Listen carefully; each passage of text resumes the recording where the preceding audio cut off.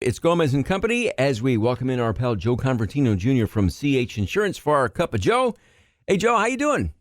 Good morning, Gomez. How are you? Good. Just, getting ready for another weekend. Here's Thursday already, and then Thanksgiving, 3 weeks from today, and bye week for the SU football team. But I don't know if you're in the Dome last week or caught the game, but an exciting win, and the team is looking pretty good here, Joe. Yeah, I caught the game on TV. Unfortunately, it was out of town, but gotta love those breakaway runs by Tucker and Schrader, huh? Wow, can they open it up? They can't, and they're just fun to watch. And, and Sean Tucker, to me, has become one of those athletes that, even if I wasn't a fan, like if I'm watching, NFL and the Tennessee Titans are playing before Derrick Henry got hurt, if they're on offense, I stop and I watch because, something good is going to happen. And I think Sean Tucker, to me, is on that, if Syracuse is on offense, and even if I wasn't a fan and I'm flicking around, I'd stop and watch because something's bound to happen with that guy. He's just got that, when he touches the ball, it's like a guaranteed 6 yards. I mean, and then I've never seen a kid break away like him for 15 or 30 or, when you need it. I mean, it's been a long time, which is great.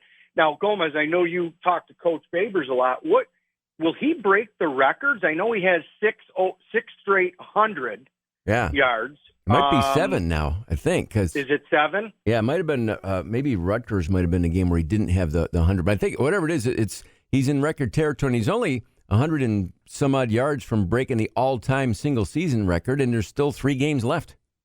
Now, is that Joe Morris? Everybody. Joe Morris, Jim Brown, Floyd Little. Wow. You name it. What an accomplishment. He's right in some rarefied air if that were to happen. That's awesome. And there's a chance. Well, we just want to. Yeah. We want to get our sixth win, right? Maybe 7. That would be great. Let him carry us to the bowl country. Well, I know, and this is the time of the year where ESPN.com and some other sports sites start having their bowl projections. The college football playoff rankings came out Tuesday as far as like the major bowls for the national championship. But the Orange now starting to at least show up on some of those projections. One that I saw had potentially the Orange playing Purdue in the First Responders Bowl, which is in Dallas on December 28th. So just the fact that they're now in those conversations is good. No, I love it. And we deserve it. I think, not only forget our offense is good. Our defense, I think, is playing well, too. Hats off to the defense up there. Getting it together and coming together, hopefully here at the right time of the year for a nice, strong finish. I know. Hey, Gomez, we're going to have our first frost delay for golf this weekend. Oh, no, really? Yeah. Wow. That time of the year, though. Hey, Joe, a question ripped from the headlines here locally from the past couple of weeks, and it had to do with a local, and it's happened to other businesses as well. This one, in this case, it was one of the local TV stations that was, I'm using air quotes, held hostage. It had a ransomware issue where, one of the malwares got into their system and they were holding it captive, wanting money or what have you. And I don't even know, to be honest with you, what the end result was, but I know they figured it out. But that's happening more and more with companies. Is that an actual insurance that a company can now get? Yes. It's actually called cyber insurance, data breach insurance. And there's actually a bunch of questions, on an application.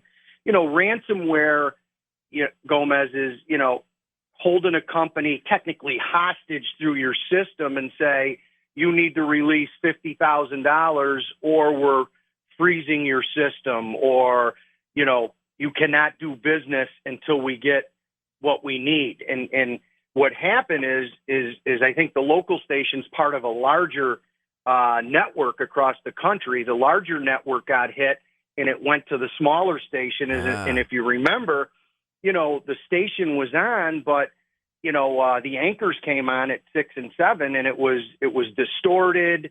It was, they brought it up to people's attention, but it just didn't look right. And it was like that for probably a few days. And, don't forget, you've got advertising on there. I think maybe the advertising was affected. So, if there was any lost income or lost viewership that relates to dollars, obviously you've got to fix the issue, right? You got to get technical people in there at a high level and fix it. That's what the insurance would ultimately pay for. But I would tell you, Gomez, it is, people that have cyber insurance, the renewals have been just basically a nightmare with their double and tripling checking and having different applications about malware. There's a term called multi-factor authentication. What that means, Gomez, is, obviously with the pandemic, people all worked from home, and you better have procedures and policies for remote access, because you take your computer home, you do your work, these criminals are everywhere. So, what's happening is, from a service standpoint, these tech companies are doing real well fixing issues and making things better for all types of businesses. I don't care if it's, the largest TV station to a small restaurant owner. But it's very important, again, work with your agent. The insurance, is affordable. Like everything, you get $1 million of coverage with a deductible, but it just protects you in potential revenue loss if something like this were to happen. Wow, good stuff. And again, the sign of the times, and always something new over the horizon there. Oh, never ends, Gomez. Never ends. Hey, Joe, thanks. Hope you don't get delayed too much this weekend with the frost advisory for your golf there, but hopefully another few weeks of decent weather to get out there and enjoy it. It looks good. Have a great week and super day. All right. Thanks, Joe. Talk to you soon. Thanks.